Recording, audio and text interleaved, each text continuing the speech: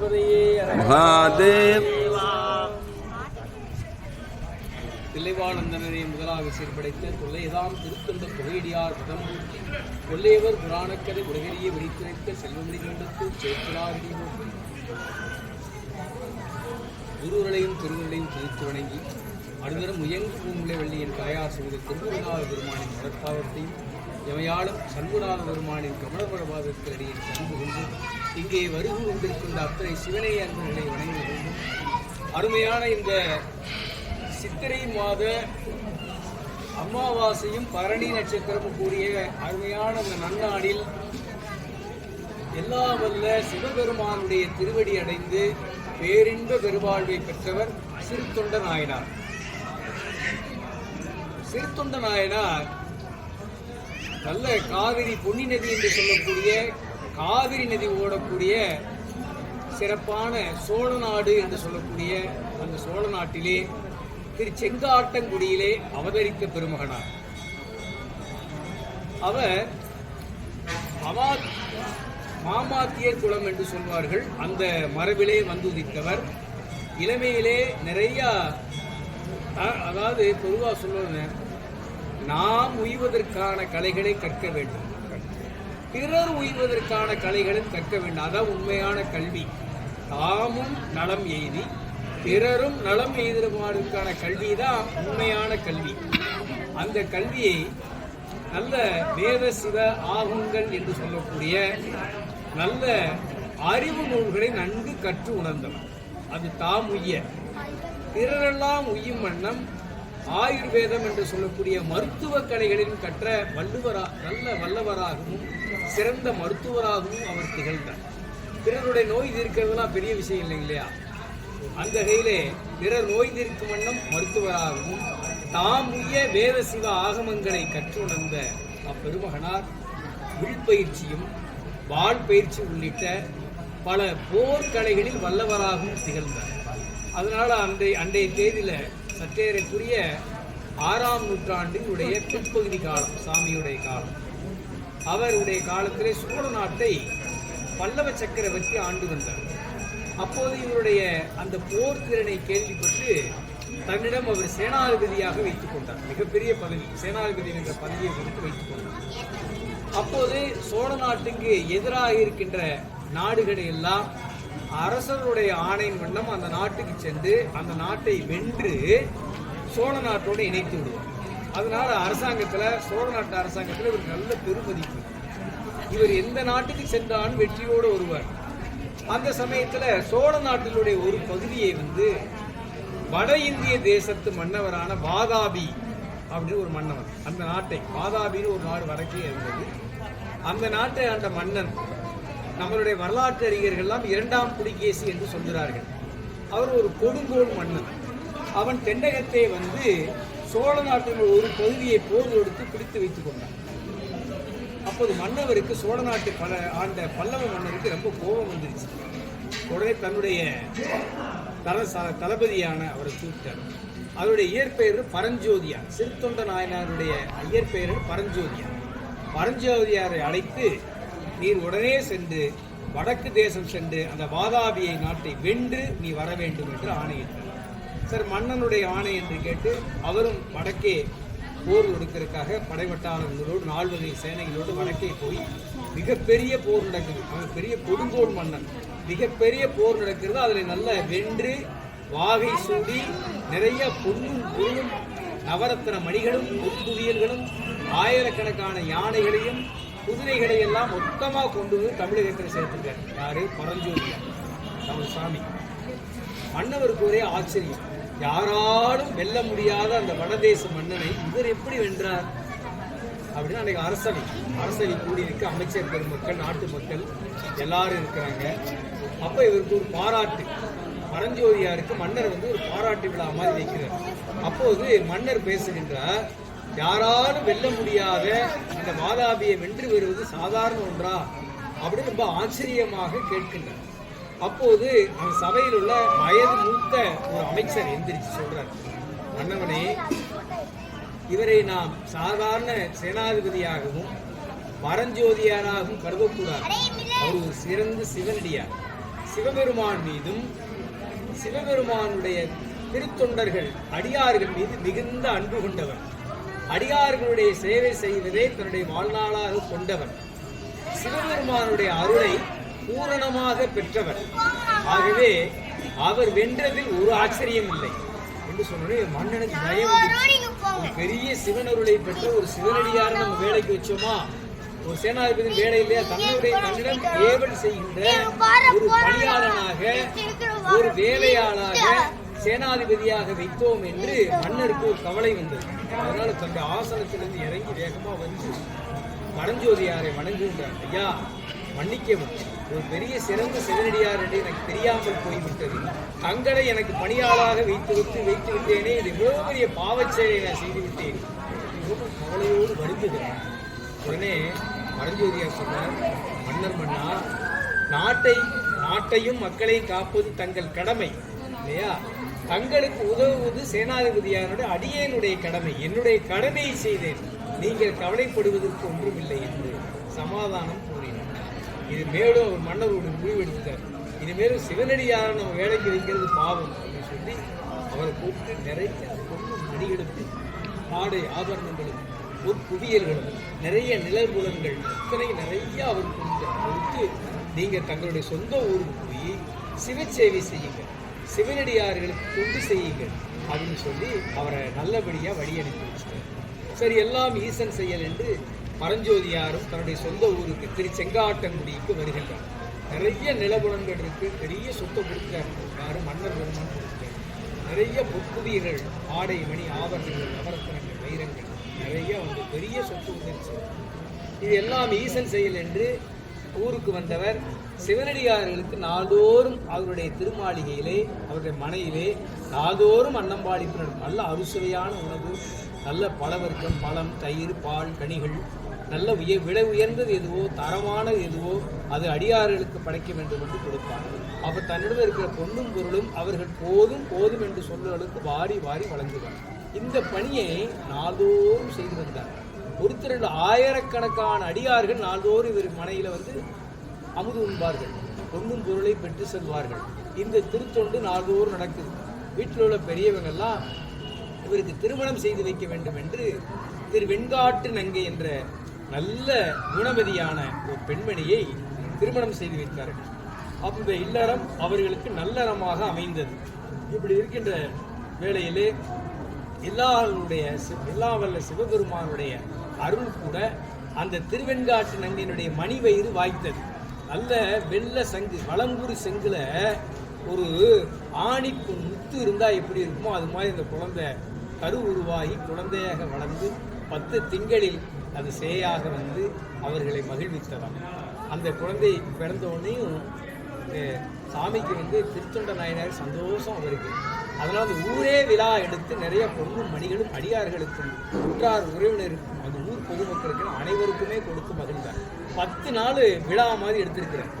அதுக்கடுத்து அந்த குழந்தைக்கு சீராள தேவன் அப்படின்னு பேர் வச்சாங்க.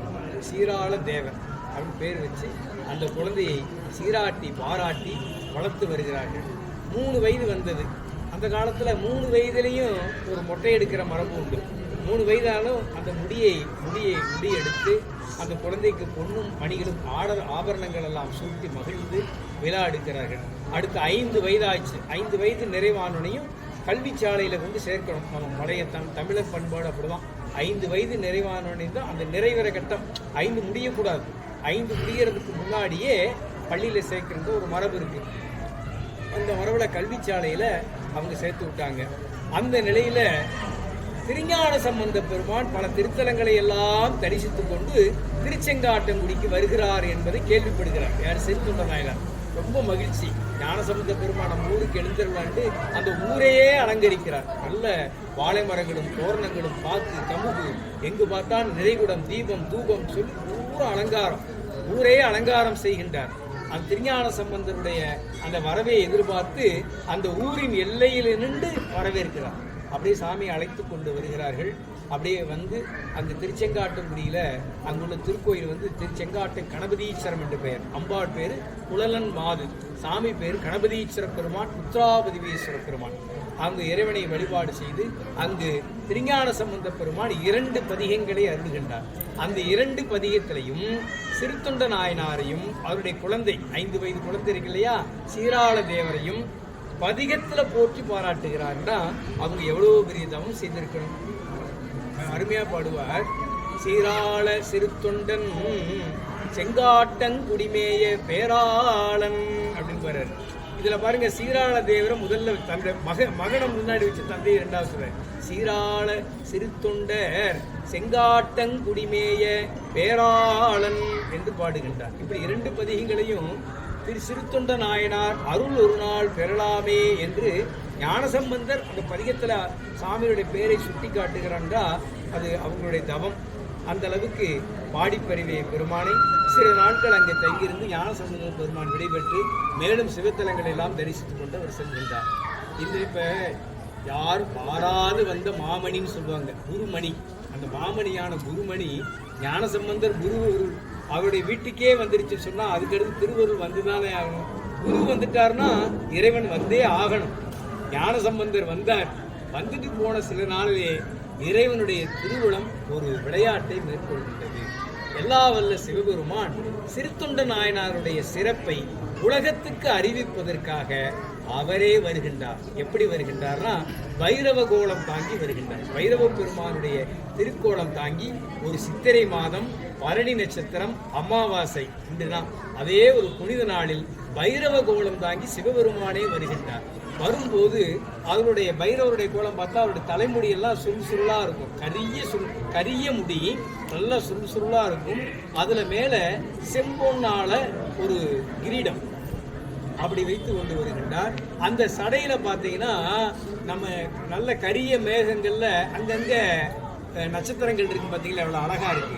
அது மாதிரி கரிய அந்த திருமுடியில அங்கங்க தும்பைப்பூ இருக்கு பார்த்தீங்களா, தும்பைப்பூ அங்கங்க இருக்குமா சாமிக்கு.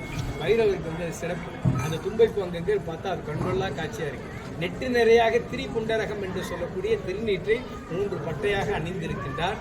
நெற்றி போட்டு நடுவிலே திரை வடிவத்தில் அந்த செம்மையான குங்குமத்தை இப்படி இட்டு இருக்கிறார். பார்க்க அவ்வளோ அழகா இருக்கும். பைரவர் பார்த்தா அழகா இருக்கும். அழகு திருமேனி. அந்த கழுத்து முழுவதும் திருநீல கண்டம் இருக்கு பற்றி அந்த கண்டத்தை மறைத்து கொண்டு பளிங்கு வடிவமான வடம் அப்படின்னு சொல்லுவாங்க. அந்த வடத்தை அணிந்திருக்கின்றார். மார்பிளை நிறைய அணிகலன்கள் மாலைகள் எல்லாம் உண்டு கொண்டு கையில் மும்மலம் என்று சொல்லக்கூடிய ஆணவம் கண்மம் மாயை நம்மளுடைய குற்றங்களை நீக்கக்கூடிய திரிசூலத்தை மூவிலை சூளம் என்று சொல்லக்கூடிய திரிசூலத்தை கையில் ஏந்தி கொண்டு தன்னுடைய திருவடி பதித்து திரு செங்காட்டங்குடிக்கு சாமி பைரவர் கோலத்திலே வருகின்றார். வந்தவர் அங்கு உள்ள அவருக்கு தெரியாதா யாருடைய வீடு? சிறுத்தொண்ட நாயனார் வீடு சாமிக்கு நல்லாவே தெரியும். இந்த இடத்துல ஒரு சின்ன செய்தியை சொல்கின்றேன். அவர் பரஞ்சோதி தான் பேரு. ஆனால் அடியார்களை கண்டா இவர் எப்படி இருப்பார்? சேனாதிபதினா நல்ல வாட்ட சாட்டமாக இருப்பார் இல்லைங்களா, நல்ல உயரம், நல்ல கனம், இப்படி கம்பீரமா இருக்கிறவர். ஆனால் அடியாரை கண்டா கூணி குறுகி இப்படி வணங்குவாராம். அதெல்லாம் தன்னை சிறுவனாக ஆக்கி கொள்வார். அதனாலதான் சிறு தொண்டன், நான் அடியேன் ஒரு சிறு தொண்டன். அவர் தன்னோட உடம்பையே கூணி குறிக்கி கொள்வதால அடியார்கள் மத்தியில் அவரை சிறு தொண்டர் பரவி அவருடைய பரஞ்சோதியார் என்ற பேர் மறைஞ்சு போச்சு. சிறு தொண்டர் என்ற பேரே பரவி நின்றது. அப்படி அடியார் மத்தியில் அவருடைய புகழ் பரவி நின்றது. அந்த வேளையில தான் அங்கு திருச்செங்காட்டக்குடி இருக்கு பைரவர் கோலத்துக்கு சிவபெருமானை நேரா வர்றார். அங்க உள்ளவங்ககிட்ட கேட்கிறார். அவருடைய வீடு அவருக்கு தெரியும், இருந்தாலும் கேட்கிறார், வாங்க சிறுத்தொண்ட நாயனாருடைய வீடு எதுன்னு கேட்கிறார். அதுவும் அங்க இருக்குன்னு சொல்கிறார்கள். அவருடைய மகிழ்ந்து வருகிறார். அன்னைக்கு என்ன அது சாமி வந்துகிட்டு இருக்க முன்னாடி ஒரு நிகழ்வு நடக்குதுங்க. எப்போதுமே நாள்தோறும் ஆயிரக்கணக்கான அடியார்களுக்கு அமுது படைத்து வழங்குவார். அன்னைக்குன்னு பார்த்து ஒரு அடியார் கூட வீட்டுக்கு வரவே இல்லை. யாருமே வரல. இவர் யாருமே வரலன்னு எல்லாம் சமையெல்லாம் பண்ணி ரெடியாக வச்சிருக்காங்க, யாரும் வரல. இவருக்கு நாள்தோறும் செய்து கொண்ட அந்த தவத்துக்கு இடையூறு வந்ததே என்று கவலைப்பட்டு மனைவி அங்கே மனைவி இருக்கிறாங்க, திருவெண்காட்டு நங்கை. அப்புறம் இன்னொரு பெண்மணி வேலைக்கார அம்மா, அந்த அம்மா பேர் சந்தன நங்கை. பாருங்க, இவங்கெல்லாம் இருக்கிறாங்க. அவங்ககிட்ட சொல்லிட்டு வந்தார், அடியார் யாரும் அல்ல, நம்ம தவத்துக்கு இடையூறு வரும் போல தெரிகின்றது. அதெல்லாம் ஊருக்குள்ளே சென்று அடியார் ஒருவராவது நான் குறைந்தபட்ச அழைத்து வருகிறேன் என்று சொல்லி மனைவியுடைய ஊருக்குள்ள போய் தேடுறார். அடியார்களை தேட போயிட்டார். இந்த நேரத்தில் தான் சாமி வர்றாரு. சிவபெருமான் அவர் வீட்டுக்கு வந்து சிறு தொண்டர் இருக்கின்றாரா அப்படின்னு கேட்டார். வீட்டுக்கு வெளியே நின்று கேட்கிறார். உடனே வீட்டுக்கு வேலைக்காரமா இருக்கியா சந்திரநங்கை, அது வேகமாக ஓடி வந்து சாமி ஆஹா அவருக்கு அடியார் வந்திருக்கிறான்னு சொல்லி அவருடைய திருவடியை வணங்குது அந்த அம்மா. பாருங்க, ஒரு நல்லோர் வீட்டில் ஒருத்தங்க வேலைக்காரமாக இருந்தாலும் நல்ல பண்புகள் தானாகவே இருந்து பாருங்க. அந்த அம்மாவுக்கு இறைவன் அந்த அம்மாவுக்கு சேர்ந்து அருள் செய்கிறாரு பாருங்க. வேகமாக வந்து திருவடி அந்த அம்மா வணங்குது. சந்தனன் எங்கள் அம்மா வணங்குறாங்க. வணங்கிட்டு சுவாமி வீட்டுக்குள் இல்லத்திற்குள் எழுந்தருள வேண்டும் என்று வேண்டுகின்றார். அப்போது சிறு தொண்டர் இருக்கின்றாரான்னார். சுவாமி அவர் வெளியே சென்றிருக்கின்றார் அப்படின்னு அந்த அம்மா சொல்ல, ஆண்கள் இருக்கின்ற அதாவது பெண்கள் இருக்கின்ற வீட்டிலே, பெண்கள் தனித்து இருக்கின்ற வீட்டிலே யாம் வரமாட்டோம்னு சொல்லுவோம். அது நம்ம தமிழர் பண்பாடு பாருங்க. சாமிந்தர் சொல்லுங்க, பெண்கள் தனியா இருக்கிற வீட்டில் ஆண்கள் போகக்கூடாது. தான் நம்ம தமிழருடைய பண்பாடு, நாகரிகம். அதை இங்க சாமி எடுத்து சொல்ற. பெண்கள் தனித்து இருக்கும் வீட்டில் ஆண்கள் செல்வது தகாது, நாம் அப்படி செய்ய மாட்டோம் அப்படின்னு சொல்றாரு. உடனே அந்த அம்மா சொன்னோடனே அந்த அம்மா வந்துருச்சு. யாரு? சிறுத்தொண்டர் நாயனோட மனைவியார் வீட்டுக்குள்ள இருந்து வர்றாங்க. வேகமா வந்து சாமியை வணங்கி, சாமி நாள்தோறும் அடியனுடைய கணவனார் அடியார்களுக்கு அமுது படைப்பார் என்று யாருமே வராதனால அடியாரை தேடி சென்று கொண்டிருக்கின்றார். அதாவது சுவாமி தயை கூர்ந்து எழுந்தருள வேண்டும் என்று வேண்டுகின்றார். அப்படி சொல்ற, நான் இப்பொழுதுதானே சொன்னேன், பெண்கள் தனித்திருக்க வீட்டில் நாம் எழுந்தருள மாட்டோம். ஆகவே உமது கணவனாரிடம் நீ சொல், நான் வந்ததை சொல். நான் வந்து திருச்செங்காட்டங்குடியில் உள்ள ஆத்தி மரத்தின் அடியில் அங்கே நான் வீற்றிருக்கின்றேன், அங்கே வந்து என்னை பார்க்க சொல் அப்படின்னு சொல்லிட்டு அவர் விடைபெற்று போயிடுறார். சற்று நேரம் கழித்து கொஞ்ச நேரம் அப்படியே ஊரெல்லாம் தேடிட்டு திருத்தொண்ட நாயனார் வீட்டுக்கு வர்றார்.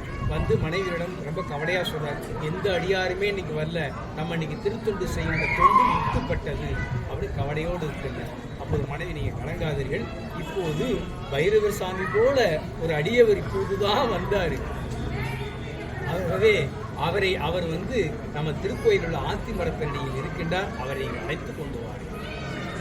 அவருக்கு வந்து ஒரு வறியவனுக்கு, ஒரு ஏழைக்கு ஒரு 10,000 கோடி திடீர்னு கிடைச்ச எப்படி இருக்கு, அது மாதிரி சந்தோஷம் வாங்கல. நேரம் ஓடுறார் கோயிலுக்கு. அங்கே ஆத்தி மரத்தடியில் பெருமான் அமர்ந்திருக்க திரு சாஸ்தாகமா விழுந்து வணங்குறார். வணங்கி எடுத்து வழக்கம் போல பாட்ட சாட்டமானவர் இல்லையா, அடியார் முன் கூணி குறுகி நிற்கின்றார். அப்போது சாமி சொல்றார், நீர்தான் பெரிய சிறு தொண்டரோ அப்படின்னு. சிறு தொண்டர் சாதாரண சொல்றார், பெரிய சிறு தொண்டரோ அப்படின்னு சொன்ன அவர் ரொம்ப பணிஞ்சு குனிஞ்சு சொல்றார், சாமி ஏதோ திருநீரிட்டு அடியார்களை எல்லாம் அழைத்து வந்து அடியனுடைய இல்லத்தில் அமுதம் பாடித்துக் கொண்டிருக்கின்றேன், மற்றபடி நான் ஒன்றும் அறியேன். தன்னை ஒரு அடியாராகவே சொல்லலை, அப்படி அவர் நினைக்கவே இல்லை. தன்னை ஒரு அடியாராக நினைத்துக் கொள்வதே ஒரு அகம்பாவம் தான். அதனால தன்னுடைய அடியாராகவே நினைத்துக் கொள்ளல அப்படின்னு சொன்னோடனே வணங்கி சொன்னோடனே, நீங்கள் தயவு கூர்ந்து எழுந்தருள வேண்டும், என்னுடைய இல்லத்துக்கு எழுந்திருந்து அமுது செய்தருள வேண்டும் என்று வேண்டுகின்றார். வேண்டியவுடன் சாமி சொல்றார், யாரு வந்திருக்கின்ற பைரவரான சாமி சொல்றார், ஐயா நான் வருவதில் ஒன்றும் குற்றமில்லை, ஆனால் என்னிடம் ஒரு மரபு ஒன்று உண்டு. நான் 6 மாதத்துக்கு ஒரு முறைதான் உண்பேன். சித்திரை மாதம் உண்பேன், அது இன்று வந்து விட்டது. சித்திரை பரணி அமாவாசை, சித்திரை அமாவாசையில் உண்பேன். அடுத்த ஐப்பசி அமாவாசையில் தான் உண்பேன். 6 மாதத்துக்கு ஒரு முறை உண்பேன். ஆகவே என்னுடைய பசியை உன்னால் தீர்க்க முடியுமான்னு கேட்டார். அடியேன் இறைவனுடைய அருளால் கண்டிப்பாக தீர்ப்பேன் சாமி, நீங்க வாங்க அப்படின்னு கேட்கிறேன். அப்ப சொல்றார், மற்றொரு நிபந்தனை வைக்கின்றேன், நான் பசுவை வதைத்து உண்பதுதான் என்னுடைய மரபு அப்படின்னு. என்னிடம் நிறைய பசுக்கள் உண்டு சாமி, நான் சொல்வது நரப்பசு, நான் சொல்வது நரப்பசு அப்படின்னு ஒரு நரப்பசு. அந்த பசுவானது, நரப்பசுவானது வீட்டுக்கு ஒரு மைந்தனாக இருக்க வேண்டும், 5 வயது நிறைவடையாமல் இருக்க வேண்டும், 5 வயது நிறைவடையாமல் இருக்க வேண்டும், வீட்டுக்கு ஒரே பிள்ளையாத்தான் இருக்கணும். அது மட்டுமல்ல, அந்த பசுவை, நரப்பசுவை தாய் மடியில் இருத்தி கொண்டு சந்தோஷமாக மடியில் இருத்தி கொண்டு இருக்க வேண்டும். அந்த குழந்தையும் சந்தோஷமாக மகிழ்ச்சியோடு இருக்க வேண்டும். தந்தையார் அந்த குழந்தையை அறிந்து சமைத்து எனக்கு உணவாக கொடுக்க வேண்டும். அது உன்னால் முடியுமா? அப்படி முடிந்தால் செய். இவரு, நான் செய்கின்றேன் சாமி, நீங்க எழுந்திருந்தால் போதும். சரி, நான் வருகிறேன், நீ முன்பாக செல் அப்படின்றார். விரைந்து வீட்டுக்கு வர்றார், மகிழ்ச்சியோடு வர்றார். எப்படியோ அமுது வந்து சாமி வர்றார், ஒருத்தராறு வர்றாரு, வந்துட்டார். நேராக வீட்டுக்கு வந்தார். மனைவி என்னன்னு கேட்குறாங்க. மனைவிட்ட சொல்கிறார். மனைவி நல்லா பாருங்க, நல்ல முக்கியமான விஷயம். மனைவிட்ட என்ன சொல்கிறார்? இப்படி சாமி வந்து நரபசு என்பதாகத்தான் சொல்கின்றார். வீட்டுக்கு ஒரு மைந்தன் தான் இருக்க வேண்டும், இல்லையா 5 வயதுக்குள் இருக்க வேண்டும், தாய் பிடித்து கொள்ள கணவன் அறிய வேண்டும், அந்த குழந்தை மகிழ வேண்டும், அந்த உணவைத்தான் உண்மையன் என்று சொல்கின்றார். அப்படின்னு சொன்னதையும் அவர் சொல்லிவிட்டு சொல்கின்றார். இது ஒரு விஷயம் என்னன்னா, நிறைய பொண்ணும் பொருளும் கொடுத்தா ஏதாவது ஒரு குழந்தையை பெற்றோர்கள் நமக்கு கொடுத்து விடுவார்கள், அதை நம்ம பெற்றுக்கொள்ளலாம். ஆனா அந்த தாயும் தந்தையும் மகிழ்ச்சியோடு அறிந்து கொடுப்பார்களா? அது நடப்பது சாத்தியம் இல்லையே. ஆகவே அது என்ன செய்வதென்று தெரியவில்லை. ஆனால் ஒன்றே ஒன்று, இல்லையா, நீ பெற்ற அந்த அன்பு மகனை இதுக்கு நீ கொடுப்பையா அப்படின்னு கேட்டார். யாராவது கொடுப்பாங்களா? பெற்ற தாய்கிட்டே கேட்டா கொடுப்பாங்களா? அவள் பார்க்கிற அம்மா பார்த்தாங்க. யாரே? வெண்காட்டு நங்கை. தன்னுடைய கணவனுடைய மகிழ்ச்சி தான் எனக்கு மகிழ்ச்சி, தன்னுடைய கணவர் மகிழ்ந்தால் அதுதான் எனக்கு மகிழ்ச்சி. அதனால அதில் உடனே அவர் சம்மதித்தார். நீங்கள் இப்பொழுதே சென்று நமது அருமை புதல்வனை, நம்மளை காக்க வந்த நம்ம குல தெய்வத்தை, அந்த குலதெய்வ விளக்கை நீங்கள் நம்ம கல்விச்சாலையில் பயின்று கொண்டிருக்கின்ற குழந்தையை நீங்கள் அழைத்து வாருங்கள். ஒரு மகிழ்ச்சி. அந்த மகிழ்ச்சியோடு அந்த கல்விச்சாலைக்கு போறாங்க. குழந்தையை பார்க்கிறார். அந்த குழந்தை 5 வயது சீராளன். அப்படி தந்தையை பார்த்தோன்னே தன்னுடைய அந்த சதங்கை, காலில் சதங்கை கட்டியிருப்பாங்க இல்லையா, அந்த சதங்கை ஒளி உழைக்க அப்படியே அருமையாக ஓடி தன்னுடைய தந்தையை கட்டி கொண்டார். அந்த குழந்தையை அப்படியே வாரி அணைக்கின்றார். அனைத்து எப்போதுமே குழந்தையை வாரி அடைத்து உச்சமூந்து முத்தமிடுவார். ஆனால் அதை செய்யல அன்னைக்கு. ஏனால் அந்த குழந்தை இறைவனுக்கு ஆகக்கூடிய குழந்தை, அது எச்சில் கொடுமல்லவா என்று அவர் அதை செய்யவில்லை. அப்படியே அணைத்துக் கொண்டு வருகின்றவர். இறைவனுக்கு படைக்க வேண்டிய எந்த பொருளையும் மார்போ தோளோ அதற்கு மேலே தான் வைத்துக் கொள்ள வேண்டும் என்று சாஸ்திரங்கள் சொல்லும். ஆகவே அந்த குழந்தையை தோளில் நிறுத்தி கொண்டார். தோளில் வச்சு தூக்கி கொண்டு அப்படியே பள்ளிச்சாலையிலிருந்து விரைந்து வருகின்றார். இல்லம் வருகின்றார். தன்னுடைய மனைவியுடன் அன்போடு அதை கொடுக்கின்றார். மனைவி அதை பெற்றுக்கொண்டு தன்னுடைய மடியில் இருத்திக் கொள்கின்றார். அவருடைய தந்தையாரான சிறுத்தொண்ட நாயனார் அந்த தலையை பிடித்துக் கொள்கின்றார். அந்த காலை அந்த பெண்மணி தன்னுடைய கால் இடுக்குக்குள் இடுக்கிக் கொள்கின்றார். 2 கையையும் பிடித்துக் கொள்கின்றார். இப்படி செய்யும் போது அந்த குழந்தை மிகப்பெரிய தவ குழந்தை, பல்லாயிரக்கணக்கான ஆண்டுகள் சிவதவம் செய்த குழந்தை. யார்? அந்த சீராள சாதாரண குழந்தை அல்ல. அதனாலதான் பேரே சீராள தேவர் என்று வைக்கப்பட்டிருக்கிறது. அது அறிவால் உணர்கிறது. யாம் சிவபெருமானுக்கு உணவாக போகின்றோம், இந்த பாக்கியம் யாருக்கு கிடைக்கும் என்று அந்த குழந்தை எப்போது இதை செய்ய போறார்கள் என்று மிக மகிழ்ச்சியோடு காத்திருக்கிறது. அது உள்ளமெல்லாம் மகிழ்ச்சி, முகமெல்லாம் மலர்ந்து போயிருக்கிறது அந்த குழந்தைக்கு. குழந்தை மகிழ, தாய் மகிழ, தந்தை மகிழ அந்த சுவாமி அதை அறுக்கல. சாமி சொல்றது, அதாவது அறுத்தல் அப்படின்றது உயிர்களை, கோழி, ஆடு, மாடு இதெல்லாம் அறுத்தல் சொல்லுவோம். கோழியை அறுத்தான், மாட்டை அறுத்தான்னு சொல்லுவாங்க இல்லைங்களா. காய்கறிகள் என்ன சொல்லுவாங்க? காய்கறிகள் அறிதல் சொல்லுவாங்க. கத்திரிக்காய் அறிதல், வெண்டைக்காய் அறிதல் அப்படிதான் சொல்லுவாங்க. இந்த அறிதல்ன்றது மென்மையானது. அதே போல இங்கு சேக்கிழார் பெருமான் அறிந்தார்கள் என்றுதான் சொல்றாரு. அந்த கழுத்தை அவர் அறிந்து தனியாக வைத்துக் கொண்டார். மற்ற உறுப்புகளை எல்லாம் இதெல்லாம் அறிவதற்கு முன்பு என்ன பண்ணுங்க, நல்ல புனித நீராட்டுறாங்க. வாசனை தைலத்தை நீராட்டி அந்த பணியை அவர்கள் செய்கிற சிவசிந்தனையோடு அதை செய்கிறார்கள். அந்த கழுத்தை மட்டும் தனியாக எடுத்துவிட்டு தன்னுடைய வேலைக்கார பெண்மணியான சந்திரநங்கையை கொண்டு இது ஆகாது, அதனால் பின்பேட்டில் நீ புதைத்து விடு என்று சொல்கின்றார். அந்த பெண்மணியும் அந்த தலையை எடுத்துக்கொண்டு செல்கின்றார். மற்ற உறுப்புகளை சாமி எப்படி சொன்னாரோ அதேபடி அவர்கள் அறிந்து நல்ல தூய பாத்திரத்தில் வைத்து சமையல் செய்கிறார்கள். அந்த சமையலும் செய்து விட்டாச்சு. அன்னம் இல்லையா, சாதமும் வெடித்து எல்லாம் தயாராகிடுச்சு. நீங்கள் போய் சாமியை கூட்டிகிட்டு வாங்கன்னாங்க.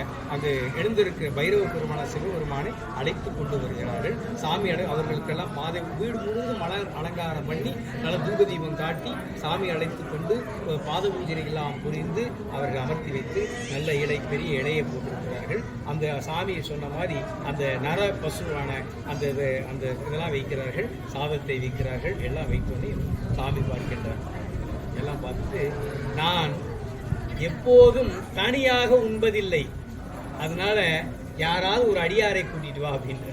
நான் தனியாக உண்ண மாட்டேன், ஒரு அடியாரை வேணும். இல்லை பொதுவாக அடியார்கள் தனியாக உண்ண மாட்டாங்க, யாராவது ஒருத்தர் உண்ணணும், அதான் மரபு. ஏன்னா தனியாக சாப்பிடக்கூடாது, எல்லாரும் பகிர்ந்து சாப்பிட்றதான தமிழர் பண்பாடு. ஆனால் சாமியை சொல்கிறேன், நான் தனியாக சாப்பிட மாட்டேன், கூட சாப்பிட்றதுக்கு ஒரு அடியாரை கொடுக்குவேன். ஏற்கனவே காலையிலேருந்து என்ன பிரச்சனை, எந்த அடியாரும் கிடைக்கல, ஒரே ஒரு வந்த அடியார் இவர் தான்.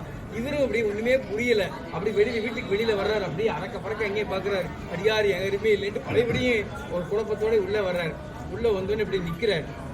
நின்றுட்டு அவரே சொல்கிறார், சுவாமி, அடியேன் எத்தனையோ அடியார்கள் திருநீர் வைக்கிறார்கள் என்பதை நினைத்து நானும் திருநீரை வைத்துக் கொண்டேன் சொல்றார்.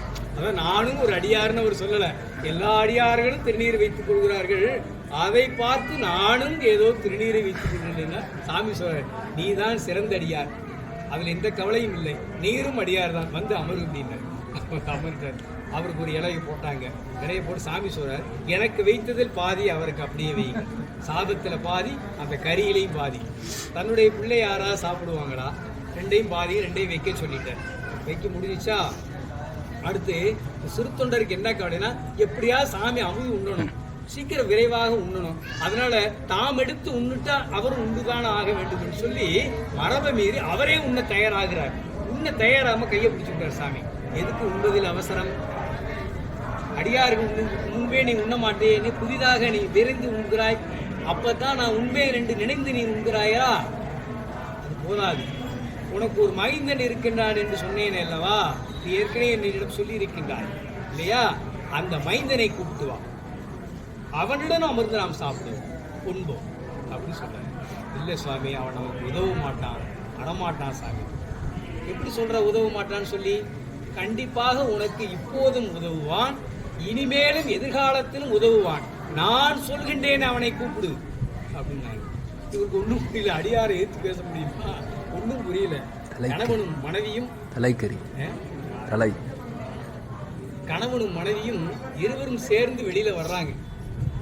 வெளியில வந்து, சீராளா சீராள தேவா, எங்கள் குலத்தை காக்க வந்த தெய்வமே, கண்ணே மணியே என்று பலவாறு அழைக்கிறார்கள்.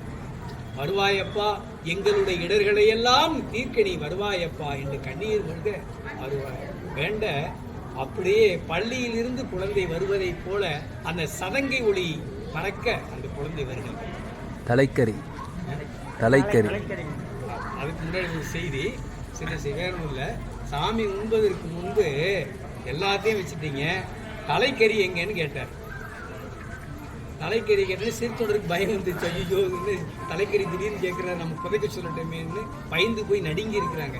அந்த சமயம் பார்த்து வேலைக்கார பெண்மணி இருக்கால சந்தன நங்கை, அவர்கள் அந்த பெண்மணி வந்து புதைக்கலை, எப்படியாவது உதவலாம் என்று சொல்லி தனியாக நம்ம சமையல் பண்ணி வச்சிருந்தாங்க தலைக்கறி. அதை எடுத்துட்டு வந்து அம்மையார் கொடுத்தோன்னே பார்த்தா, உன்னுடைய வேலைக்கார பெண்மணியும் குறிப்பாடு வந்து ஒரு செயலை செய்கிறார்கள் என்று சாமியை பாராட்டுறார். அதனால் தலைக்கறி வந்துருச்சு. இந்த நிலையிலே சீராளனை கூப்பிட சீராளனும் வந்தார்.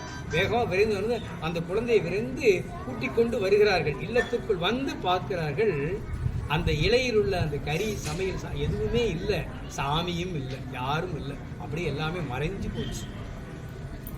அவர்கள் எல்லாம் திகைப்போடு நிற்கிறார்கள். அப்போது எல்லா வல்ல சிவபெருமான் அங்கு விடையின் மீது பார்வதி பரமேஸ்வரரிடம் முருகப்பெருமானுடன் சோமாஸ்கந்த ஸ்வரூபமாக 63 நாயன்மார்களுக்கு அம்மையப்பராக தான் காட்சியளித்தார். ஆனால் சீராள சிறுத்தொண்ட நாயனாருக்கு மட்டும் முருகப்பெருமானோடு வந்து காட்சியளித்தார். அதாவது அம்மையும் அப்பனும் இருவருக்கும் இடையே முருகப்பெருமான் மகிழ்ச்சியோடு வீட்டிருக்க ரிஷப வாகனத்தில் சோமாஸ்கந்த தரிசனம் அவர்களுக்கெல்லாம் கிடைத்தது. இந்த நிலையிலே எல்லா வல்ல பெருமான் அவர்களுக்கு அனுகிரகம் செய்ய இங்கு சிறுத்தொண்ட நாயனாரும் சிறுத்தொண்ட நாயனார் சிவபெருமானுடைய திருவடி நிலையில் இருக்கின்ற அந்த பாக்கியத்தை சிவனருளால் பெறுகின்றார். இங்கு அவருடைய மனைவியாரான திரு வெண்காட்டு நங்கையும் சந்தன நங்கையும் பார்வதி அம்மையினுடைய திருவடி நிலையில் வீட்கின்ற அருளையும் பெறுகிறார்கள். எல்லா வல்ல முருகப்பெருமானுடைய திருவடி நிலையில் சீராள தேவர் இருந்து இருக்கக்கூடிய பாக்கியத்தையும் சோமாஸ்கந்தருடைய அருளால் இவர்கள் அனைவரும் பெறுகிறார்கள். இந்த நால்வர்களையும் அழைத்து கொண்டு கைலாயம் சென்ற அந்த புனிதமான நாள் தான் சித்திரை மாதம் பரணி நட்சத்திரம் அமாவாசை. இந்த இடத்துல ஒரு செய்தியை சொல்லி நிறைவு செய்கின்றேன். இது கொஞ்சம் பார்க்க ஒரு கொடூரமான அன்பே சிவம் என்று சொல்லக்கூடிய நிலையில் இப்படி ஒரு வரலாறு சைவத்தில் இருக்கின்ற சில சந்தேகங்கள் சில பேரில் இருக்கலாம். இந்த இடத்துல தத்துவார்த்தமான கருத்துக்களை நாம் சிந்திக்க வேண்டும். அதாவது ஒரு மனிதனுக்கு, இந்த உலகத்தில் பிறந்த மனிதனுக்கு 3 வகையான பற்று ஆசைகள் உண்டு. அதனால தான் நமக்கு பிறவியே வருகின்றது. இந்த பிறவி இல்லாத நிலை யாருக்கு வரும் சொன்னால், அந்த 3 வகையான பற்று ஆசை இல்லாதவர்களுக்கு தான் அந்த பிறவி இல்லாத அந்த நிலை வரும். அது பெரிய நிலை, அது முக்தி நிலை, மோட்ச நிலை. அதுக்கு அப்போ முக்தி மோட்சமும் ஒரு ஆன்மா அடையாமல் பிறவி சூழலில் வந்து துன்பப்பட்டு கொண்டிருக்கின்ற காரணமே அந்த மூவாசைகள் என்று சொல்லக்கூடிய, அதாவது செல்வத்தின் மீது உள்ள பற்று ஆசை. செல்வத்தின் மீது பற்று ஆசையெல்லாம் ஒன்றுதான். செல்வத்தின் மீது உள்ள பற்று, அடுத்து மனைவியின் மீது உள்ள பற்று, அடுத்து தன்னுடைய புதல்வன் புதல்வி மக்கள் இருக்கால தன்னுடைய குழந்தைகள் மீது உள்ள பற்று. இந்த 3 பற்றால தான் நமக்கு பிறவி வருகின்றது என்பதை ஞானியர்கள் நமக்கு எடுத்து சொல்கிறார்கள். இந்த 3 பற்றும் ரொம்ப மோசமான கொடூரமான பற்று. இதுல பாருங்க, செல்வத்தின் மீது உள்ள பற்றும் மனைவி மீது உள்ள இந்த 2 பற்றும் நல்ல அறிவு சார்ந்த நூல்களை நன்கு கற்றால் இந்த 2 பற்றுமே போய்விடும். அறிவு சார்ந்த நூல்கள் நிறைய நம்மகிட்ட இருக்கு. அந்த நூல்களை கற்றால் மனைவியின் மீது உள்ள ஆசையும் செல்வத்தின் மீது உள்ள ஆசையும் முழுமையாக போய்விடும். ஆனால் தன்னுடைய புதல்வர்கள் மக்கள் மீது, தன்னுடைய குழந்தைகள் மீது உள்ள பற்று எந்த நூலை படித்தாலும் போகாது. அதை யாராலையும் தீர்க்க முடியாதுன்றதான் நம்ம ஞானிகளுடைய மிகப்பெரிய ஞான கருத்து. ஆனால் அதை வெல்லக்கூடியது சாதாரணம் இல்லை. தன்னுடைய உயிர் போகிற தருவாயில கூட எல்லாத்தையும் மறந்துடுவாங்க. தான் விட்ட பிள்ளையை மறக்கவே மாட்டாங்க. ஏன்னா அந்த பற்று கடைசி வரை ஒட்டிகிட்டே இருக்கும். அதனாலதான் மறுபிறவி அவளுக்கு வருகின்றது. அதனால அந்த மறுபிறவி கடந்து போகின்ற நிலை சிறு தொண்டருக்கு இருப்பதனால அவர் அந்த பற்றையும் கிடைக்கின்றார். தன் புதல்வன் மேல் உள்ள பற்றையும் அந்த ஆசையும் துறப்பது சாதாரண ஒன்றும் இல்லை. அதையும் துறந்த பெருமகனார் தான் சாமி. அதனாலதான் அந்த பற்றற்ற நிலை, இந்த பற்றற்ற நிலை இவருக்கு எப்படி வந்ததுன்னா, தன் மைந்தன் மீது ஏன் பட்டு போச்சு அப்படின்னு சொன்னா, அவர் சிவன் பெருமான் மீதும் சிவனடியார்கள் மீது கொண்ட அந்த தொண்டின் மீதும் பற்று. இந்த பற்று கொண்டதுனால அந்த பற்று போயிடுச்சு. இந்த பற்றுல உறுதியா இருக்கிறதுனால அந்த பற்று அவர் பொருட்டாகவே கருதவில்லை. அது மட்டுமல்ல, இங்கு பல ஜென்மங்களில் பல கோடி ஆண்டுகளில் தவம் செய்த பெருமான் தான் சீராள தேவர். அவங்க குழந்தையா சாதாரணமானவர் இல்லை, பல ஜென்மங்கள்ல தவம் செய்த ஒரு மிகப்பெரியவர். அதனாலதான் நம்ம ஞானசம்பந்த பெருமான் சிறுத்தொண்ட நாயனாரை பாராட்டுவதோடைய அவருடைய குழந்தையைத்தான் முதல்ல சொல்றார். சீராளர் சிறுத்தொண்டர் தான் சொல்றார். அத்தகைய பெருமை வாய்ந்தவர் சீராள நாயனார். ஆகவே இந்த அதாவது இது முக்கியம். இன்னொன்று ஒரே ஒரு செய்தி சொல்றேன், ஏற்கனவே உங்களுக்கு சொல்வதுதான். எதுவுமே கொலை என்பது கொலைன்றது தவறு தான். உலகியல் பார்வையில கொலை செய்வது குற்றம்தான். ஆனா நான் ஒரு 4 விஷயத்தை சொல்றேன், அது குற்றமா இல்லையா நீங்களே முடிவு பண்ணிக்கங்க, இல்லைங்களா? ஒன்று, ஒரு வீட்டுல கொள்ளையடிப்பதற்காக அந்த வீட்டில் உள்ள ஒருவன் கொலை செய்தான். இது எவ்வளவு பெரிய பாவம்! வீட்டில் உள்ள செல்வங்களை அபகரித்துக் கொள்வதற்காக திருடர்கள் கொலை செய்யறாங்களே இல்லையா? கொலை செஞ்சுட்டு செல்வத்தை எடுத்துட்டு போயிடுறாங்க. இது பாவம். இந்த கொலை செய்தால் பாவம். நம்ம சாஸ்திரம் சொல்றது, கொலை செய்தால் இது பாவம். இன்னொரு சம்பவம், ஒரு காட்டில் வெளியே 2 பெண்கள் போய் கொண்டிருக்கிறார்கள், இல்லைங்களா? அந்த பக்கத்துல வனத்திலே 2 திருடர்கள் போய் கொண்டிருக்கிறார்கள். அந்த பெண்மணிகளுடைய நகைகளையும் பொன்னும் பொருளும் அபகரிப்பதற்காக அந்த திருடனானவன் அந்த 2 பெண்களை கொலை செய்ய முயற்சிக்கிறான். கொலை செய்வதற்கான ஆயுதங்களை தயாராக வைத்து கொலை செய்வதற்கு துணிகின்றான். அப்பொழுது ஒரு ராணுவ வீரர் துப்பாக்கியால் அந்த திருடனை சுட்டுக் கொண்டால் அதுக்கு என்ன சொல்லுவோம்? நம்ம கொலைன்னு சொல்லுவோமா? அந்த 2 பெண்மணிகளை காத்ததுக்காக புண்ணியம் சொல்லுவோம், அல்லது அவருடைய கடமைன்னு செய்வோம். இதை நம்ம பாவம்னு யாரும் சொல்ல மாட்டோம், இல்லைங்களா? ஆனா கொலைதான். ஆனா அந்த இடத்துல அது புண்ணியமாகின்றது. மற்றொன்று, நீதிமன்றத்தில் நீதிபதி மிகப்பெரிய தவறு செய்தவர்களுக்கு மரண தண்டனை என்று தீர்ப்பளிக்கிறார். அப்ப நீதிபதி செய்வது கொலையா? மரண தண்டனைன்னு சொல்றோம், நீதிபதி செய்து கொலையா? இல்லை, அதுக்கு பேர் கடமை. கடமை புண்ணியம் என்பது ஒன்று, பாவத்தில் செய்கின்ற கொலைகள் வேற. அதனால கொலைகள் என்பது பொது நிலையில அது தவறு என்று சொன்னாலும், சிறப்பு நிலையில அது பிற உயிரை காப்பதற்காக பிறரை கொள்வது அது தர்மம் என்றுதான் சொல்லப்படுகின்றது.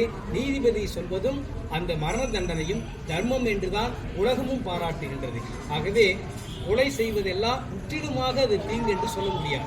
இங்கு நிகழ்வது அது கொலையல்ல. சீராள சிறுத்தொண்ட நாயனார் தன் உடல் பற்றற்ற நிலையில் இருந்தார். அவர் நான் ஏற்கனவே சொன்னேன், சண்டேஸ்வர நாயனார் புராணத்தில் இப்படி தட்டினா சிவ பூஜை செய்கிறவங்களுக்கு தட்டினா உணர்வு தெரியாது, தட்டின அந்த இதே தெரியாது, அங்கே அறுத்ததே அவருக்கு தெரியாது. ஏன்னா அவர் சிவயோக தவத்தில் இருந்தவர். இங்கு சிறுத்தொண்ட நாயனாரும் தன்னுடைய திருவடி தொண்டுக்கு முட்டு ஏற்படுமோ என்பதே அந்த செயலை செய்கின்றார். மனைவி என்ன பண்றாங்க, தன்னுடைய கணவனாருடைய மகிழ்ச்சிக்காக அவர் வாழ்கின்றார். ஆகவே மூவருடைய செயலும் அந்த புண்ணியத்தை நோக்கி தான் செல்கின்றதை தவிர அது பாவத்தை நோக்கி செல்லவில்லை என்பதை நாம் அதை அடிப்படையை உணர்ந்து கொள்ள வேண்டும். இது நாம் விரிவாக சொல்லாததுக்கு நேரம் போதாது. அந்த வகையிலே சைவ சமயம் அன்பைத்தான் நமக்கு போதிக்கின்றது. இந்த இடத்துல நரமாமிசத்தை சிவபெருமான் உண்ணவில்லை இல்லைங்களா, அதெல்லாம் பார்க்க அவர் போயிட்டாரு. நரமாமிசத்தை சாமி ஏற்றுக்கொள்ளவில்லை. இன்னுக்கும் வடக்கு இருக்க காபாடிகர்கள் எல்லாம் நரமாமிசம் சாப்பிடுகின்ற மரபு இருக்குது இல்லைங்களா. ஆனா இங்க இருந்து சாமி அதை சாப்பிடல, அந்த வடிவத்தில் வந்தாரே தவிர அதை அவர் செய்யவில்லை. ஆகவே அன்பும் சிவமும் இரண்டென்பர் அறிவிலார், அன்பே சிவமாவது ஆறும் அறிகிலார், அன்பே சிவமாவது ஆறும் அறிந்தபின் அன்பே சிவமாய் அமர்ந்திருந்தாரே. இந்த இடத்துல அது மட்டும் இல்லை, சிறுத்தொண்ட நாயனார் தன்னுடைய வாழ்நாளில் நிறைய போர் தொடுத்தார். எத்தனை பேரை தன்னுடைய வாளால் அறிந்திருப்பார் இல்லைங்களா. அதுக்கு பரிகார சித்தமாகவும் இந்த நிகழ்வு நடந்ததாக சைவ சான்றோர்கள் சொல்வார்கள். ஆகவே நாயன்மார்கள் காட்டிய அந்த நல்ல நெறியில் இல்லையா, நல்ல நெறி என்பது அன்பு நெறி. அந்த அன்பு நெறியாம் சிவநெறியில் நாம் நின்றால் எல்லா வல்ல நம்மளுடைய நாயன்மார்களுடைய அருளை பெறுவதன் மூலம் எல்லா வல்ல சிவபெருமானுடைய திருவுருளை நாம் பரிபூர்ணமாக பெற முடியும். இந்த வரலாற்றிலே திருஞான சம்பந்தருடைய அருள் தான் முதல்ல கிடைச்சது, அதுக்கடுத்து சாமி வந்தார். ஆகவே குருவருள் நமக்கு முக்கியம். குருவருள் இருந்தால் திருவருள் நமக்கெல்லாம் சித்திக்கும் என்பதை சொல்லி இதுகாலம் பொறுமையாக கேட்ட அன்பர்களை வணங்கி எல்லோரும் எல்லா நலமும் எல்லா வளமும் பெற்று இந்த மண்ணில் நல்ல வண்ணம் வாழவும் பெண்ணில் நல்ல கதியாம் சிவகதிக்கு நம்ம எல்லாம் விட்டு செல்லவும் குருவருடையும் திருவருடையும் மீண்டும் பிரார்த்தனை செய்து அடியனுடைய உரையை நிறைவு செய்கின்றோம்.